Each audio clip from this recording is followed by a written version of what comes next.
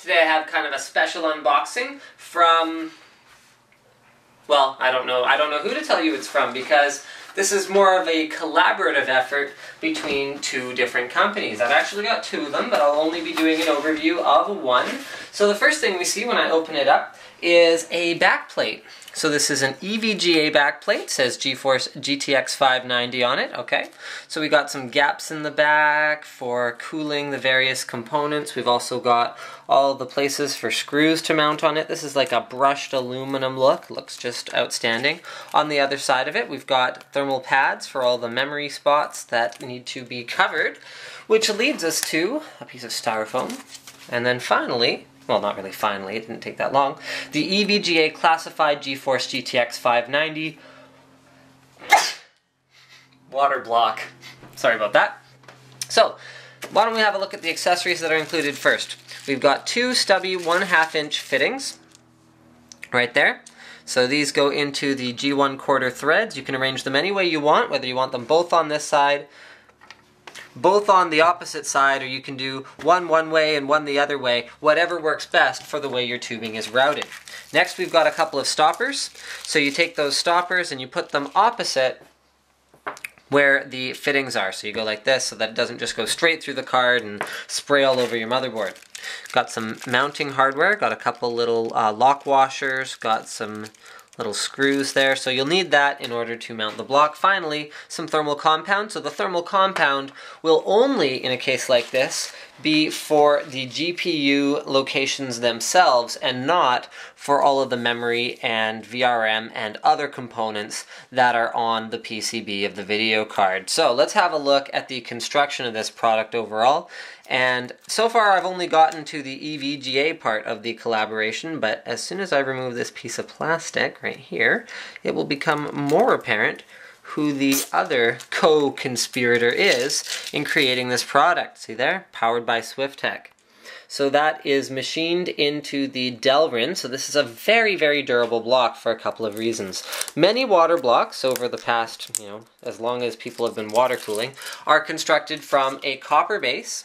So here you can see this is a copper base plated with nickel. Nickel is not harmful to your water cooling loop because it is close enough to copper that you're not going to have problems with corrosion. Okay, so what that basically means is it is safe to mix a loop with nickel blocks and copper blocks, whereas it is not safe to mix a loop with copper blocks and aluminum blocks. So remember that, you guys. Okay. Also, on the top, instead of using a plexi top, which is a clear top, Swiftech has opted to go with a Delrin or acetal top, which means that the odds of it cracking are basically nothing. With plexi, especially around the fittings, like around here, sometimes if people crank the barbs in too tight, for example, just tighten that down really hard, what can happen is you can have little micro cracks form around it from the pressure.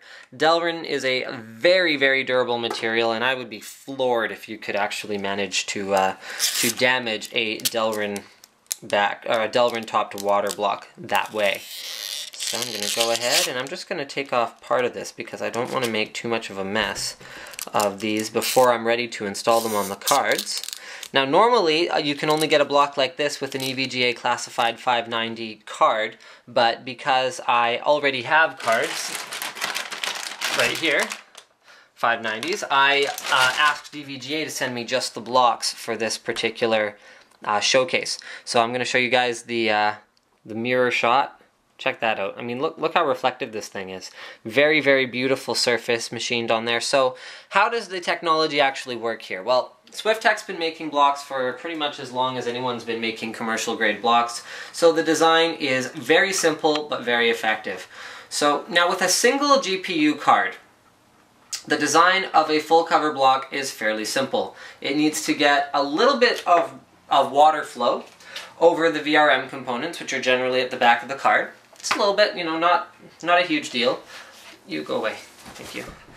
So a little bit of cooling there, because those components do get hot under air cooling, but under water cooling, it's a breeze. It's no big deal.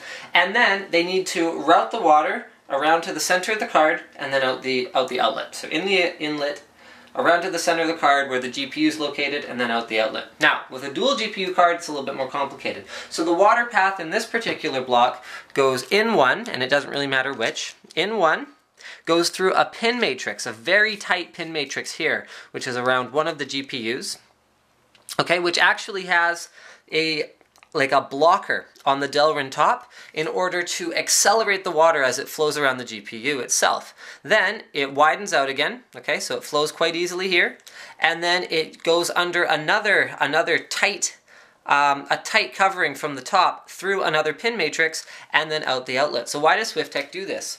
The reason is that cooling performance is dramatically better when you restrict the flow of the water so it flows faster over the parts that need to be cooled the most. So why don't they do it throughout the entire block? Well, that's a smart design decision as well. What that would mean if they had the entire block restrictive and impinging and jetting the water onto the surface of the water block to cool the card would make this block very restrictive. So it would mean in order to run a couple of these blocks with dual 590s in a loop, you would need like a couple pumps in order to just get the water through there at a reasonable velocity. Last but not least, we've also got a glowing EVGA logo up here at the top, so that's going to look pretty good when it's installed in my ultimate machine, which I will be building over the next little while. And that is lit up by using the fan header on the PCB itself, so we got a little cord there. I don't know if I mentioned this already, but on the back you can see all of the RAM cooling spots as well as thermal pads to cover the VRM portion of the cooling on the back. So, thank you for checking out my unboxing and overview of the EVGA classified GTX 590 block. Don't forget, to get one of these, you will have to buy an EVGA GeForce GTX 590 classified water-cooled edition card. Thank you for checking it out. Don't forget to subscribe to Linus Tech Tips for more unboxings, reviews, and other computer videos.